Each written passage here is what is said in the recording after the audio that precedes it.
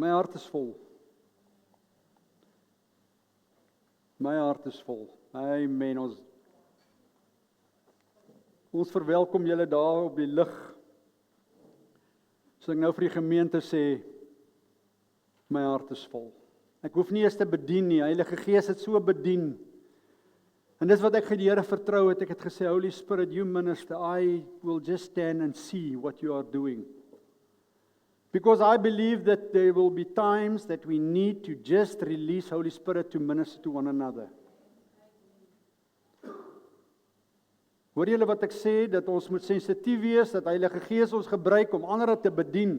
Josef hulle leer ons so baie, dat ons elkeen staan skouer aan skouer, maar dit help ons niks as dit nie toepas nie. Dit help ons niks as ons nie vra Heilige Gees gebruik my nie, want onthou, dit gaan nie oor een persoon nie. Dit gaan oor hom, en hom alleen. Maar in elk geval, ek wil hier moet blaai na Amos 8. En ek het wel vanmôre het ek 'n baie die titel van my boodskap is wat die hart van vol is.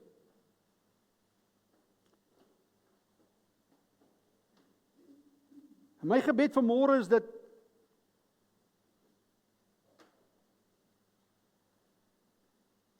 dat ons elkeen na vanoggend hierdie boodskap moet vat en in die spieël gaan kyk en met homself moet praat. Ek wys nie vanmôre na een persoon nie en ek noem nie vanmôre ek lig nie vanmôre een persoon uit nie. Die Here het hierdie woord vir my gegee om met myself te praat. En as hy met my praat, word ons geleer, dit moet eers met jouself praat. En dan begin jy self ondersoek. Maar terwyl ek oor hierdie woord gebid het, en ek het gevra Heilige Gees, wat is dit wat U wil hê ek moet oordra? Sê hy, my kerk het sy vrees van my verloor. Ek wil weer dit sê, die mens het sy vrees vir God verloor. Jy weet, ek sien so baie en ek hoor so baie en I can't between people and I see people are acting as if there is no God. People are acting as if God doesn't exist. God is just some in the myth. And first of all, I get angry. Jy weet, ou vertel my 'n ding waar iemand golf gespeel het en terwyl die ou golf het gebruik in die naam van die Here so uitlik dat hy nader en stil gestaan het en sy oë toegemaak het en hy sê jy gebruik die naam van Jesus so uitlig dat ek dink jy begin te bid. Nou dit kan so lagwekkend wees, maar ek wil vir jou sê mense het gekom en ek luister net, they speak the name of Jesus as if it's nothing. And I want to give a warning this morning.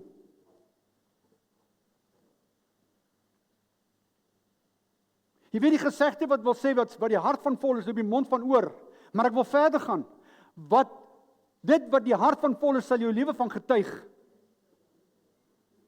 Because what happened, ons is so maklik om net te oordeel wat mense sê. Ons is so maklik om na mense te kyk en sê, hulle sê dit en hulle sê dat, maar dan hulle lewens spreek van heeltemal anders. Ek het mense wat my vriende is, dan sien ek, hulle vertel, hulle is lief vir die Here, maar dan kyk ek hoe hulle lewe, dan dink ek by myself, ek kan nie die twee by mekaar uitbring nie. Wie hoekom? Want hulle het hulle vrees vir God verloor. Weet daai liedjie wat sing? I saw the Lord sitting on the throne. People, I want to give you a stern warning this morning. We do not realize who we serve. And if you can imagine that day when you walk into the throne room of God and He's sitting on the throne, what will you do? Will you keep on doing what you are doing? Or will you bow your head and you will say, holy, holy, holy? And that's only a question that you need to ask for yourself. I'm not asking that question for you to put you on a spot. I'm not asking you that question because to say to you this morning that you think you can keep on doing what you're doing and God is satisfied. I'm giving you a warning this morning. Ek gee vir julle 'n sleutel. Soos wat die Here vir my gewys het, hy sê my seun, leef jy dit wat ek wil hê jy moet leef. Kom ons kyk wat het Amos gesien. Ons lees vanaf vers 1. Dit die Here my laat sien. Kyk, daar was 'n mandjie met somersvrugte. En hy sê, wat sien jy, Amos? En ek antwoord, 'n mandjie met somersvrugte. Toe sê die Here vir my, die einde het vir my volk Israel gekom. Ek sal hom verder nie meer verbygaan nie. En die liedere van die paleis sal in die dag weeklaag, spreek die Here, 'n menigte lyke. Hulle gooi dit oral neer. Stilte. Hoor dit. Julle wat die behoeftiges vertrap en daarop uit is om die ootmoediges van die land uit te roei. Deur te sê, wanneer is die nuwe maand verby sodat ons die koring kan verkoop en die Sabbat, sodat ons die graanskuur kan oopsluit om die efa te verklein en die sikkel te vergroot en bedrieglik en handel met 'n valse weegskaal, om die armes vir geld te koop en die behoeftiges vir 'n paar skoene. Ook die afval van die koring sal ons verkoop. Die Here het gesweer by die hoogheid van Jakob, gewis, ek sal in ewigheid nie een van hulle werke vergeet nie. Maar moet hieroor die aarde nie beef en elke inwoner daarvan nie treur nie. Ja, dit sal oprys in die geheel soos die Nyl en onstuimig opkook en wegsak soos die rivier van Egipte. En in die dag spreek die Here, laat ek die son op die middag ondergaan en vir die aarde die lig duister word terwyl dit nog dag is. En ek verander julle feeste in rou en al julle liedere in klaagsang. En ek bring op die lende 'n roukleed en op alle hoofde kaalheid. En ek maak dit soos by die rou oor 'n enigste kind. Luister mooi. En ek maak dit soos 'n rou oor 'n enigste kind en die einde daarna soos 'n bittere dag. Kyk, daar kom die dae, spreek die Here, dat ek 'n honger in die land stuur. Nie 'n honger na brood en na 'n dors na water nie, maar om die woord van die Here te hoor. Ek sal swerwe en hulle sal swerwe van see tot see en rondslinger van noord na oos om na die woord van die Here te soek, maar hulle sal dit nie vind nie. Ek wil vanmôre op hierdie dag wil ek julle herinner daarin dat God gee ons 'n waarskuwing. Wat is besig om te gebeur? Kom ons kyk hier. Jy weet wanneer ek na somersvrugte kyk, jy weet die somer is altyd vir my 'n teken van blessing. Is dit nie? Somer is vir my 'n teken van lewe. Somer is vir my 'n teken van abundance en overflow en multiplication. Maar wat gebeur? God gee die somervrugte op die tafel vir sy mense. En wat doen hulle? Hulle draai hulle rug op God. En hulle begin lewe asof daar nog baie tyd is. Wat doen hulle? Hier is die waarskuwing, kerk. Ek wil vir julle sê, dat moenie dink dit is nie ons nie, ons doen dieselfde. Toe ek na myself kyk, toe sê ek, Here, wee my, dat ek eerder self ondersoeking gaan, dat ek nie sê, dit was maar in die ou tyd nie. Elke keer moet ek kom en ek sê, Here, ek wil kom en ek wil begin U vrees. Is nie om bang te wees van wat God doen nie. Is om die God van hierdie heelal te vrees, om te sê, ek respekteer dit en die hy wie hy is. Ek kan bid die heilige God. Ons sê ons dien 'n groot God. Leef ons so? Wat het gebeur hier met sy volk? Hulle het die behoeftiges vertrap. Weet, wanneer ons op 'n punt kom en ons kan nie meer na ander kyk en help nie, dan moet ons onsself vra, wat is ons doel op aarde? Hulle ootmoediges van die hand van die land uitgeroei. Jy weet, hulle het so gegaan en hulle het geld was vir hulle belangrik, hulle het tot die weegskaal uitgestel, dat hulle het vir goedkoper die goed kon kry vir die mense wat bring om hulle oeste te verkoop. Hulle het verder gegaan. Die afval van die koring was juis om vir die arme mense kos te gee. Hulle het dit bymekaar gemaak en gaan verkoop. Wat is besig om in die kerk te gebeur? Die kerk word soos besighede gehanteer. Ek sien hulle word geboost. Daar word heeltyd gevertel van, kyk, dit het ek bereik en dit ek bereik. Hulle bou dit, maar wat gebeur? Hulle is besig om mense te verarm sodat hulle kan gesien word. God sê daar's 'n waarskuwing. Kerk, wees versigtig. Julle vrees my nie meer nie. Toe vat die Here my nou Amos 9 toe. Gaan net vir julle vertel, net julle kan dit self gaan lees. Amos 9. God het vir my en vir jou 'n keuse gegee. Maar as julle dink, God sien nie dit wat jy doen nie. is jy op 'n baie gevaarlike terrein in jou plek, in jou lewe. Weet jy wat is die waarskuwing wat die Here vir my gegee het? Hy sê, my kind, dink jy ek kan nie sien wat jy doen in die duisternis nie? Jy weet, mense leef asof God niks van hulle kan sien nie.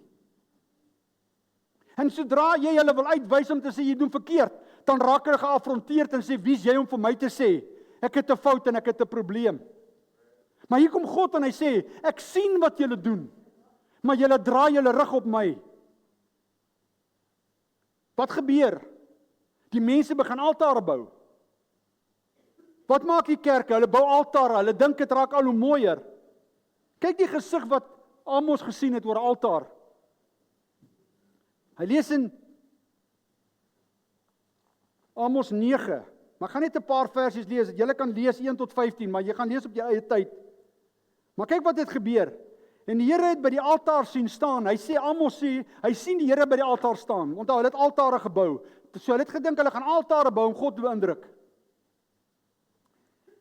En hierdie ding het my gevat en hy het my geruk tot die binne. En hy het gesê, slaan die kapiteel van hierdie pilaar sodat die drempels bewe en verpletter hulle bo die hoof van almal. En ek sal die wat van hulle oorbly met die swaard ombring. Die vlugtinge uit hulle sal nie ontsnap nie en geen vrygeraakte onder hulle sal homself kan red nie. Maar wie wat nou wys hy hierson Amos wat die Here vir Amos wys. Hy sê kyk tot wat is ek in staat. Want onthou die mense lewe asof God hulle nie kan kry nie. Hoor wat sê hy? Al dring hulle deur in die doderyk, my hand sal hulle daaruit haal. En al klim hulle op die hemel, ek sal hulle van daar af laat neerdaal. Onthou, dit is die mense wat teen God gaan, hè? En al steek hulle weg op die top van Karmel, ek sal hulle daar opspoor en weghaal. En al verberg hulle voor my oë op die bodem van die see, ek sal daar die slang ontbied om hulle te byt.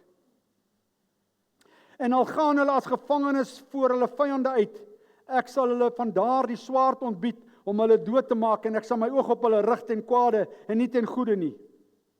Ja, dit is die Here wat die leeskar van die aarde aanraak sodat die bewe en almal treur wat daarop woon. En dit sal 'n geheel al oprys soos die Nyl en wegsak soos die waters van die see. En roep dit die uitgiet oor die aardboom. Here is sy naam.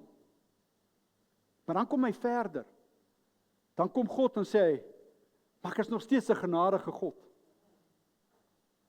Julle dink julle kan wegkom. Julle moet aangaan met julle dinge. Ek sien alles en julle gaan die prys betaal vir dit wat julle doen. Ek wil vir elkeen vir julle vandag sê dat jy dink jy kan lewe in jou lewe en niemand sien dit nie want niemand is bewus daarvan nie. Jy gaan 'n prys betaal. Vandag is hierdie 'n woord van waarskuwing. Don't think you're not going to pay the price. Don't think you're going to miss His judgment. But God's grace is still available for us today. Kyk wat sê hy in vers 9.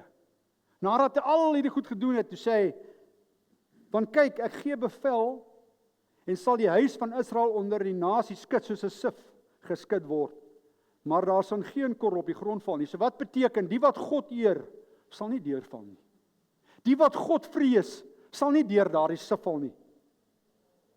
Hy sê, die onheil sal ons nie bereik en ons ontmoet nie. Hy gaan verder.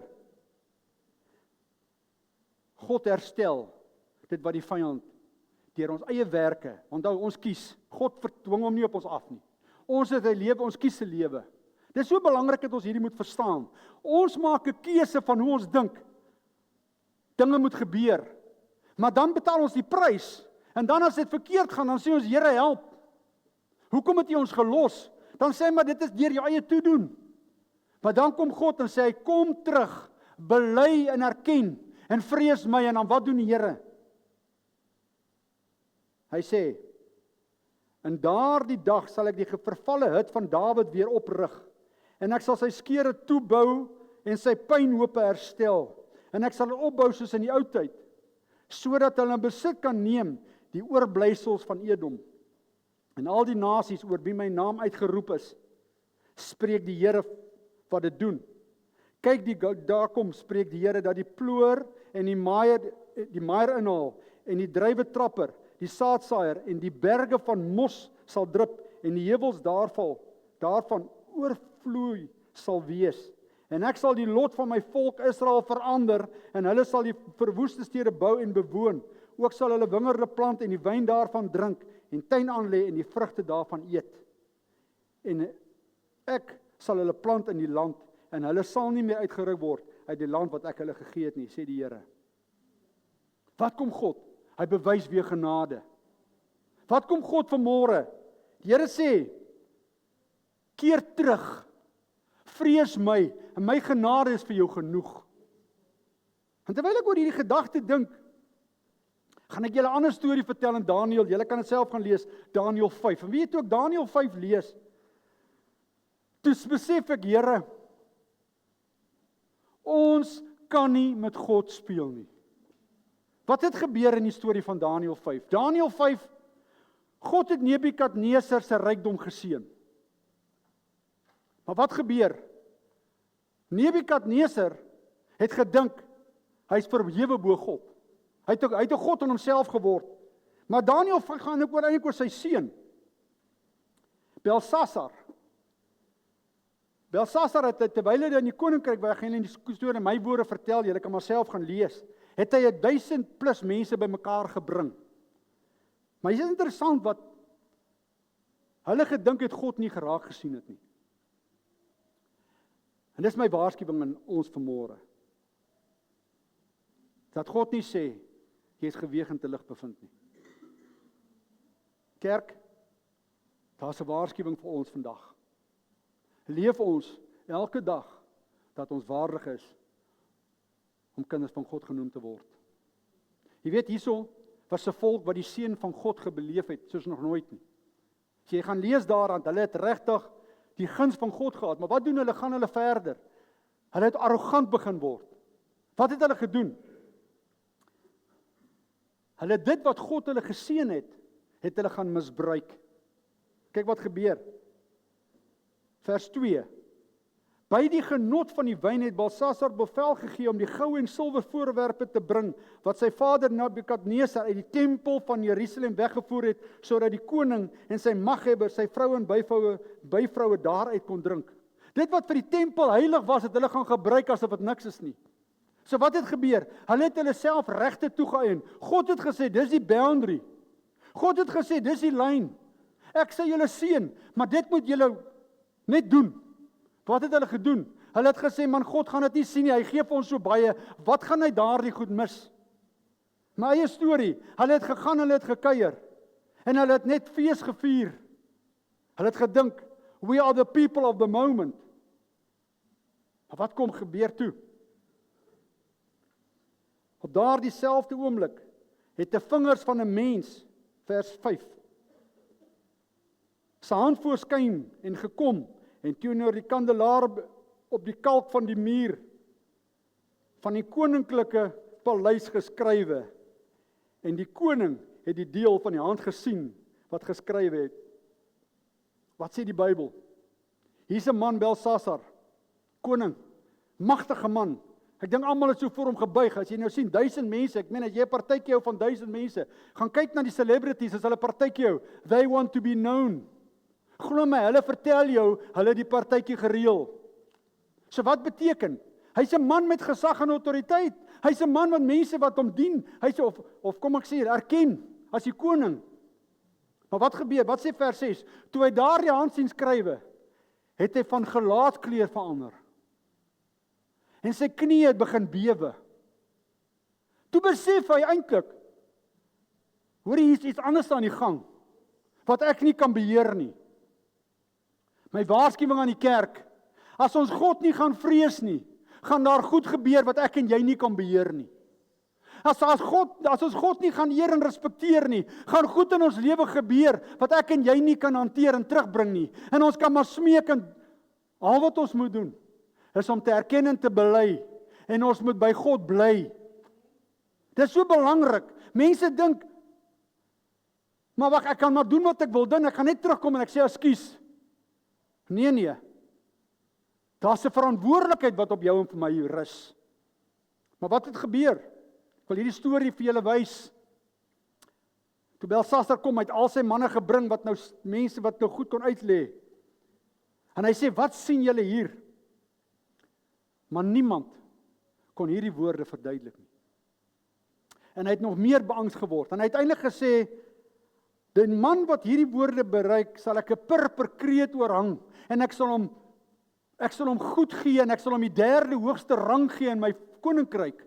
So gee my die antwoord en almal het gekom en probeer. Toe kom die manne na hom toe sê hulle man, hulle weet daar's 'n jong man wat hierdie goed kan uitlê. Wat het ek en jy wat die wêreld nie het nie? Luister mooi. Hier's die geheim. As ons God vrees en ons sal God altyd deel maak van ons lewe en ons sal gehoorsaam wees aan die roeping wat God ons geroep het ek en jy 'n voordeel wat die wêreld nie het nie. En wat is dit? Ons het die Heilige Gees in ons. Hoor wat sê hy hier?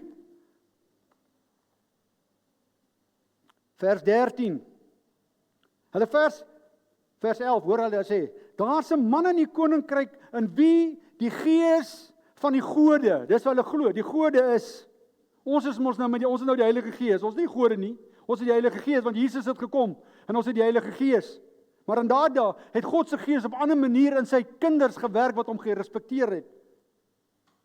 En in die dae van die Vader is verligting en insig en wysheid soos die wysheid van die gode in hom gevind. Daarom het die Vader koning Nebukadneser hom as die owerste van die geleerdes, die besweerdes, die galdeërs, die waarsêers aangestel, die Vader ook koning. Wat laat hy doen? Hy roep toe vir Daniël in. En hy sê vir Daniël, kom, ek wil jou ook gee, kom antwoord vir my wat jy hierso sien. Hy sê vers 16. Vers 14 sê, ek hoor die gode is in jou, kom help my. Vers 16 sê hy, maar ek het gehoor van jou, dat jy uitlegging kan gee en knope kan losmaak. Soos jy nou geskrif kan lees en 'n uitlegging aan my bekend maak, sal jy met purper bekleed word, 'n goue ketting sal daar in jou huis wees, en oor jou hals wees, en jy sal die 3de in die rang van die koninkryk wees. Maar omdat Daniël geweet het in wie se gesag hy staan, hoor wat sê Daniël vir hom. Luister mooi. Kyk, hierdie het my nou maar excited gemaak. As ons weet wat is ons posisie in Christus, hoef ons vir niks bang te wees nie. Wat sê hy? Vers 17. Toe Daniël geantwoord en voor die koning gesê, u kan die gawes vir jouself hou. En die geskenke kan nie verander gee. Ek het dit nie nodig nie. Nogtans sal ek die skrif van die koning lees en die uitlegging aan hom bekend maak. Hoor wat sê hierso is vir my baie interessant. Wat u betref, o koning, die allerhoogste God het aan die Vader die koningskap en grootheid en heerlikheid en majesteit gegee. Dis wat hy sê. Omdat hy geweet het in wie se autoriteit hy staan, sê hy, die hoogste God het dit in elk geval vir jou pa gegee, nie jy nie, of nie jou pa self nie, God het dit aan hom toevertrou, maar hy het gedink hy kan dit met dit rondhandel en wandel soos hy wil.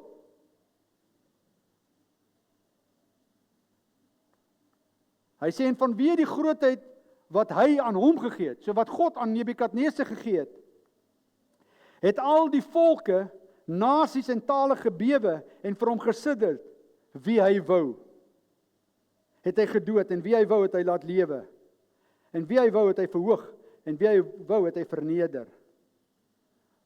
Hier kom die geheim. Kerk, hier kom die geheim. Maar net toe hy sy hart verhef, en sy gees verhard is om ootmoedig te word, is hy van die troon van sy koningskrag afgestoot. En die heerlikheid is met hom ontneem. En hy is uit die mense verstoot, en hy is uit die mense verstoot. Toe die mense wat hom geprys het hom weggejaag. En sy hart het soos die van diere geword, en hy het saam met die wilde esels gewoon, en hulle het hom plante laat eet soos die beeste, en deur die dou van die hemel is sy liggaam nat gemaak, totdat hy erken het dat die allerhoogste God mag het oor die koningskap van die mens, en daaroor kan aanstel wie hy wil. Ek wil vandag vir jou sê, as jy dink jy's belangrik, jy's op gevaarlike terrein, Want as jy nie God vrees nie, God het by magte om te sê, gaan uit, en dan gaan die mense wat vir jou is, teen jou draai. Wat is die belangrikste geheim wat ek vandag vir jou gee? Pas jou hart op.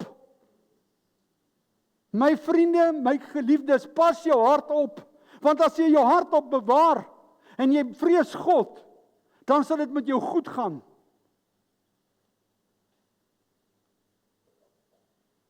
En toe, wat is die woorde wat hy sê? Many tekel peres, dis wat daar geskryf was. Die eerste woord, menai, God het die koninkryk gestel, en daar is 'n einde aan gemaak. So God het dit gegee, eintlik, hy het gesê, dis klaar. Jy het dit roekeloos mee gehandel. Maar hierdie ding het my geruk. Hy sê, jy is op die weegskaal geweeg, en te lig bevind. En toe, wat doen die Here? Hy sê koninkryk verdeel aan die Mede en die Perses. So as jy dink, kerk, mens, wie ook al jy is, as jy dink jy is so belangrik, dat jy God nie kan vrees nie, wil ek vir jou sê, wees versigtig. As God vir jou sê, gaan weg, ek ken jou nie. As God vir jou sê, jy is geweeg en te lig bevind. As God vir jou sê, hou aan met jou stories, ek gaan dit wat jy in elk geval het van jou al wegneem, ek gaan vir mense gee, dat jy my kan begin eer. Wat is ons grootste krisis? Of wat is ons grootste challenge? Is trots. Ek en jy het vandag 'n groot verantwoordelikheid. Maar nou wil ek terugkom. En ek wil vir julle vanmôre sê, en hierdie dag sê, daar's nog steeds 'n hoop. Daar's nog steeds kans. Ek kom nie om hierdie woord vir julle te bring om julle bang te maak nie. Moenie my verkeerd verstaan nie. Ek het nie hierdie woord gebring om te sê God staan om jou pak slaag te gee nie. Al wat ek jou sê, waarsku, ek wil vir jou waarsku. Wees, kom op die plek terug dat jy God begin vrees. Kom op die plek om te sê, Here, ek wil onder u beskerming bly en ek wil toelaat dat u deel van my lewe altyd sal wees. Maar ek en jy het 'n verantwoordelikheid. Ons moet verstaan. God het ons 'n opdrag gegee. En dit wat ons harte van vol is die bewys, nie van wat ons praat nie, is dit wat ons doen. Jy weet, dit is baie interessant. Jy weet, ek vra altyd Heilige Gees, just confirm. Just confirm. Ek word vanmôre 12 minute oor 3 wakker. En ek sê, Heilige Gees, wat wil U sê? Heilige Gees sê, gaan. Ek wil met jou praat. En ek sit en ek sê, Here, wat wil U vir ons kerk sê? Wat wil U vir Voice vandag sê? Hy sê, it's time to be faithful.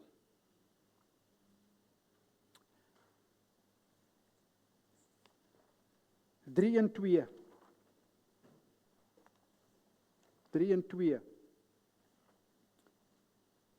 Is om wakker te maak, toe hy wakker geword het. As jy 3 en 2 gaan kyk, toe sê hy, it's to bring back. It's to announce, to declare and disclosing, make known. Gaan sê vir my kerk, they must be known, they must be aware, announce, let the fear of God be coming back into them.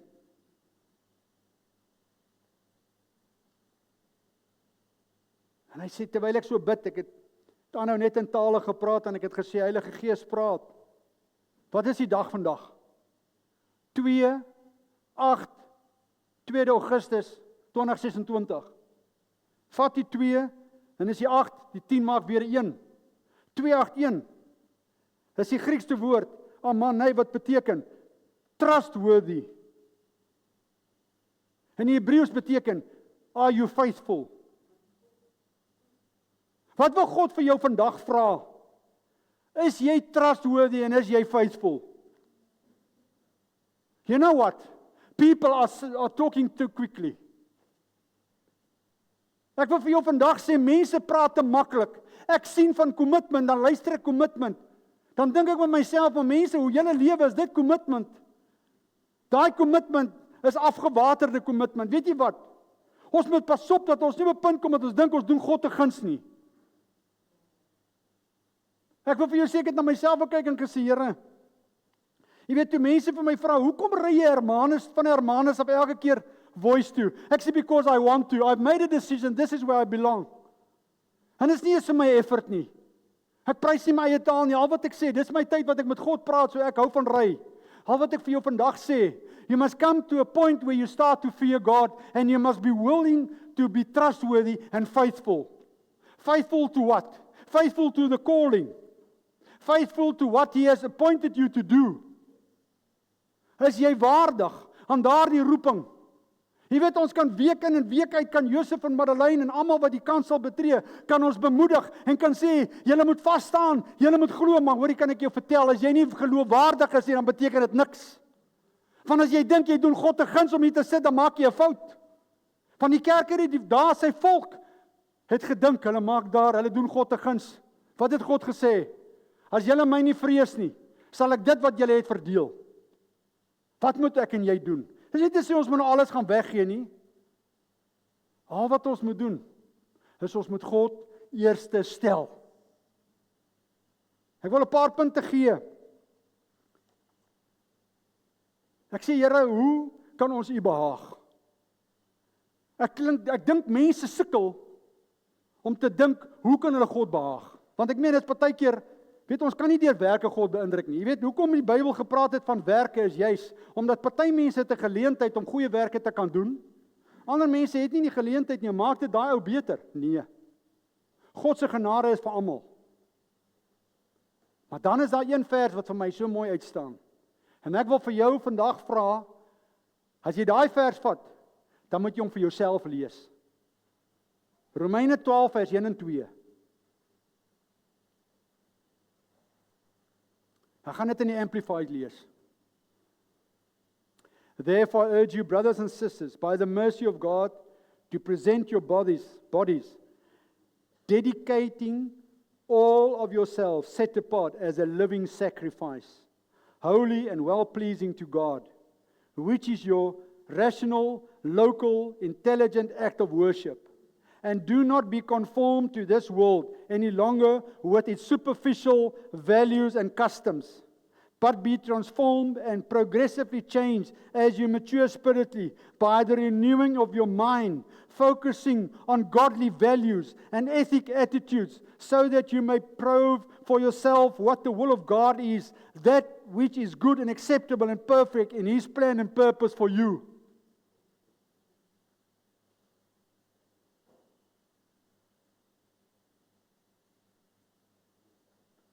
Iemand kom vanoggend na my toe en hulle vertel vir my van 'n onderwyser wat aan hulle skool inkom. In 'n geval hulle wil sekere waardes inbring. En wat antwoord sy haar? Sy sê die waardes is nie gebruike nie. Die waardes is jou geloof en vertroue in God. Ek wil vir jou sê, mense kyk na jou lewe. Nie dit wat jy praat nie. Nie dit wat jy wil sê moet gebeur nie. Dit wat jy leef. Dit wat ek en jy uitskyn. That what we present. That is the reflection of true worship. Jy weet, ons kom so maklik in 'n situasie van sê, as ons nou nie al hierdie musiekinstrumente het nie, het ons nie geworship nie. No. Your life is a worship to God. But you must start realizing who you present. You must know what is in your midst. En as jy dit begin verstaan, dan begin jy anders na goed kyk. 1 Korintiërs 4 vers 1 en 2, in die Amplified sê dit so mooi. Hy's 'n opdrag vir die kerk. Hy sê, so then, let us who minister be regarded as servants of Christ and stewards, trustees, administrators of the mysteries of God that He chooses to reveal. And in this case, moreover, it is required as essential and demanded of stewards that one be found faithful and trustworthy. Jy weet wat interessant is, as jy verstaan hoe werk 'n body corporate, weet jy hoe werk 'n body corporate van 'n gebou, dan kry hulle trustees of hulle kry mense wat dit bestuur. Daai mense is verantwoordelik vir daai gebou. So as hulle verkeerde besluite neem, dan vat hulle nie die maatskappy en hulle vat daai mense wat aangestel is om stewards te wees van daardie besluite wat hulle geneem het. Wat is ek en jy? Wat sê die Bybel hier? Wat is ek en jy? Toe antwoord my. Ons is stewards van hom. We are appointed by him. Ek wil nie ons mooi daaroor dink. Lord, I am appointed by you. Am I worthy and faithful and trustworthy? Father, my prayer for this people and for myself this morning and those on the earth, Lord, that we will be found worthy and faithful. Want as ek en jy faithful and worthy is, kan dit dinge verander. En ons kan mense se gesindheid verander. Maar ons moet ons gesindheid verander. Dan kan ons mense se gesindheid verander.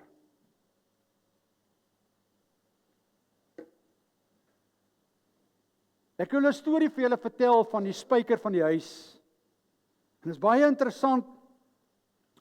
Toe ek daardie storie lees, het ek geweet ek gaan 'n paar koekepan omgooi. Ek en jy het 'n verantwoordelikheid. Ek en jy het 'n groot verantwoordelikheid. Daar was 'n man wat graag 'n huis wou koop. En hy kom by 'n plek waar hy nou die huis sien en hy hou van hierdie huis en hy klop aan die deur en hy sê vir die eienaar van die huis, ek wil graag jou huis koop. En die eienaar sê, nee man, hierdie huis is nie te koop nie. Hy sê, meneer, maak nie saak wat jy wil hê nie, asseblief, ek wil hierdie huis koop. I want to buy this house. En die man sê vir hom, luister, hierdie huis is nie in die mark nie en hierdie huis is nie te koop nie. Weke gaan verby, hierdie man het elke tweede, derde dag kom klop en sê, ek wil hierdie huis koop. En as jy sou van plan verander, asseblief, ek wil jou huis koop. 'n maand of wat gaan verby, en hy sien, maar wag, hierdie ou, gaan nie budge nie. Hy gaan nie sy huis aan my verkoop nie. En hierdie man besluit uit 'n ander strategie. En hy klop aan die deur, hy sê, meneer, ek het 'n ander proposal op die tafel. Ek wil 'n spyker in die muur van jou huis koop. Ou sê, wat? Hy sê, meneer, ek wil 'n spyker in die sitkamermuur, daar's 'n spyker, ek wil daardie spyker koop. Hy sê, maar ek dink jy het nou jou kop verloor. Hy sê, meneer, ek wil graag hy spyker koop, maak jou prys. Hy sê, nee, ek gaan jy daaroor dink.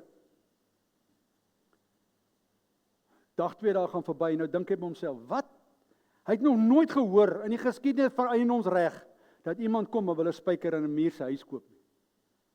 Kan jy nou dink, jy kom by julle en iemand sê, ek wil nie huis verkoop, maar ek wil 'n spyker koop binne in daai huis. Julle sê, dink hierdie ou is kens, man. Is ek reg? Is ek reg? Maar wat besluit hierdie man van hierdie huis? Wat het ek om te verloor om 'n spyker aan hom te verkoop? Hy is nie die eienaar van daardie huis nie. Ek is die eienaar. Ek verkoop hom my spyker teen 'n belaglike prys. En ek dink ek maak geskiedenis in die geskiedenisboeke. Wat doen hy? Hy laat die ou kom. Nou sê, meneer, is jy bereid om daardie spyker aan my te verkoop? Hy sê, ja. En hy dink by homself, man, hierdie ou is die grootste fool. En hy teken 'n kontrak en hy betaal 'n belaglike prys vir hierdie spyker in die huis. Hy sê, maar ek verstaan, jy is die eienaar van die huis. Hy sê, jy moet dit net mooi verstaan. Hierdie huis is my huis, jy kry net die spyker. Hy sê, is reg. 2 weke gaan verby. Daar klop aan die deur. Kom 'n ou met 'n karkas wat verrot is aan. Hy sê, wat maak jy nou? Hy sê, ek kom net hierdie karkas aan my spyker hang. Hy sê, wat? Hy sê, daai spyker is aan my verkoop, hier is die kontrak, ek kan met daai spyker maak wat ek wil. Ek kom hierdie karkas in jou spyker, aan daai spyker is my spyker. Ek kan hom hang. Hy sê, maar daai karkas het 'n reuk, hy's vrot. Hy sê, dis my spyker, ek kan hom daar hang. En hy hang daai spyker, en hy hang daai karkas daar.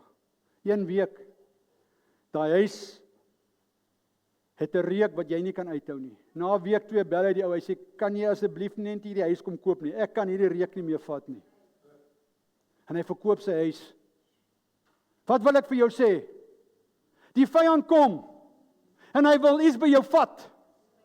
En hy kom, hy sê, man, ek wil jou lewe vat. Jy sê, nee, jy kan nie my lewe vat nie. Maar wat doen jy? Jy gee hom 'n plek soos 'n spyker, wat vir jou dalk niks is nie. Is dit die plek waar hy kan kom, om jou hele lewe te verwoes. My mense, ek wil vir julle vandag waarsku, dat as julle nie gaan versigtig wees nie, en begin God vreesend raak, en begin sê, Heilige Gees, give me a discerning spirit, He will come in and He will penetrate on a very fine and subtle way that you will never realize. And before you know it, your whole house is full. Dit wil ek vandag. Ek wil hierdie ding afsluit. En ek wil sê, mens, kerk, ons verantwoordelikheid is om toe te laat, om te sê, Here, gee my 'n gees van onderskeiding. Ek wil U begin vrees.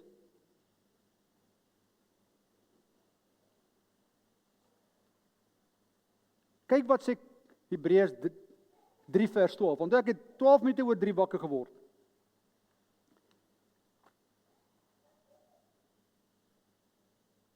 Jy weet, dit is baie interessant. Kyk, Heilige Gees is amazing. Heilige Gees, U is amazing. Church, I can just say to you, protect your heart. Al wat ek julle vra vanmôre, al stap jy hier uit, en ek het iets geleer en sê, eerstens, ek het gehoor, ek moet God vrees. En al hoe jy kan God vrees, is beskerm jou hart. Eer hom in alles. Maar luister wat sê Hebreërs 3, vers 12. Sorg daarvoor, broeders, dat daar nie miskien in een van julle 'n bose en 'n ongelowige hart is, deurdat hy van die lewende God afvallig word nie. Maar vermaan mekaar elke dag, solank as dit vandag genoem word, sodat niemand van julle deur die verleiding van die sonde verhard word nie. Want ons het deelgenote van Christus geword. Ons het net begin van die vertroue tot die einde onwrikbaar vashou, omdat daar gesê word, vandag is jy die stem gehoor, verhard nie julle harte soos in die verbittering nie. Dis 'n waarskuwing. Luister wat sê Kolossense 3 vers 12.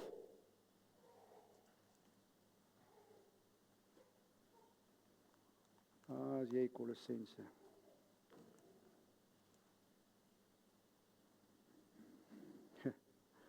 Man, die Here kom vanmôre met 3 vers 12 en hy beklee ons eerstens, hy waarsku ons, maar dan gee hy vir ons equipment. Hoor wat sê hy? Kolossense 3 vers 12 sê, beklee julle dan as uitverkorenes van God, heiliges en geliefdes, met innerlike ontferming, goedertierenheid, nederigheid, sagmoedigheid, lankmoedigheid. Verdra mekaar en vergewe mekaar as die een teen die ander 'n klag het, soos Christus julle vergewe het, so moet julle ook doen. En beklee julle bo dit alles met die liefde wat die band van die volmaaktheid is. En laat die vrede van God, waartoe julle ook in een liggaam geroep is, in julle harte heers en wees dankbaar. Laat die woord van Christus ryklik in julle woon in alle wysheid. Vers 17. En wat julle ook al doen, in woord en in daad, doen alles in die naam van die Here Jesus, en dank God, die Vader deur hom. Ek wil dit afsluit. Kom ons vra vandag, Here, hierdie spyker is nou nie 'n plek waar ek nou kom, en ek het 'n fout nie. Dis eintlik 'n waarskuwing. Moenie die vyand 'n plek gee, waar hy kan iets ophang, om jou lewe te beroof nie. Maar dan vat jy Hebreërs 3 vers 12, en bewaar jou hart. Dis belangrik. Jy weet, hoekom ek sê Heilige Gees is wonderlik, my dogter het, toe sy klein dogtertjie was, het sy vir my sulke kaartjies gemaak, en elkeen het 'n haartjie op. Ek meen toe sy 3 en 4 was, en toe ek vanmôre bid, en ek sê, wat gaan ek as plekmarkies gebruik, en ek kom by een, wat 'n rooi hart is, en daar's 3 groot harte. Toe sê ek, Here, ek moet my hart bewaar. En al wat ek vandag vir Voice wil vra, protect your heart. As jy vandag hier sit, en jy iets teen iemand, dan wil ek jou vra, asseblief, moet dit nie uitgaan en dink dis niks nie. Moenie dat die vyand 'n plek kry, om 'n houvas in jou lewe te kry, om jou te beroof. Dis 'n klein ding. Hy kom en hy hang Wat hang hy aan daardie spyker? Hy hang skuld. Hy hang, jy voel skuldig, jy voel minderwaardig, jy voel jy is nie goed genoeg nie. En wat doen dit? Dit begin jou te beroof van jou autoriteit in God. Dit begin jou te besteel van jou posisie in Christus. Dit begin jou te beroof van wie jy in hom is. Maar dan kom Kolossense en hy berus ons toe. Wat het ek en jy? Ons het die Heilige Gees. Die wêreld het nie die Heilige Gees nie. Ek het nog ander goed, maar ek voel ek moet net hier stop. En as daar vanmôre is, jy kan in jou eie tyd gaan en sê, Here, jy daar op die lig, ek wil jou vra vanmôre, doen self ondersoek na hierdie woord vanoggend. Kom vanoggend en vra en sê, Here, is ek op die plek waar U wil hê ek moet wees? Het ek my vrees vir U verloor? Het ek toegelaat dat my hart verhard word? Of het ek toegelaat dat die vyand my op klein tegniese areas beroof het van my koningskap? En Here, as dit sou wees, daar's nog tyd. Sy genade is nog vir ons beskikbaar. Ek meen, ons sien die hele wêreld wat gebeur in chaos. Kyk wat gebeur daar in Spanje. Hulle sê daar het 80.000 mense in 24 uur oorgekom. So wat gebeur? Hulle het mekaar doodgetrap. Wat gebeur? Is ek en jy vrywaar van hierdie goed? Nee. Maar wat doen ons? Ons word 'n opdrag gegee. En dit is, ons het vanoggend gehoor, bid vir Suid-Afrika. Ek glo, daai was 'n profesie. Wat is ons tweede? Begin God vrees. En derdens, protect your heart. In Jesus' name. Vader, ons dankie vir die goedheid. Ons dankie vir die guns.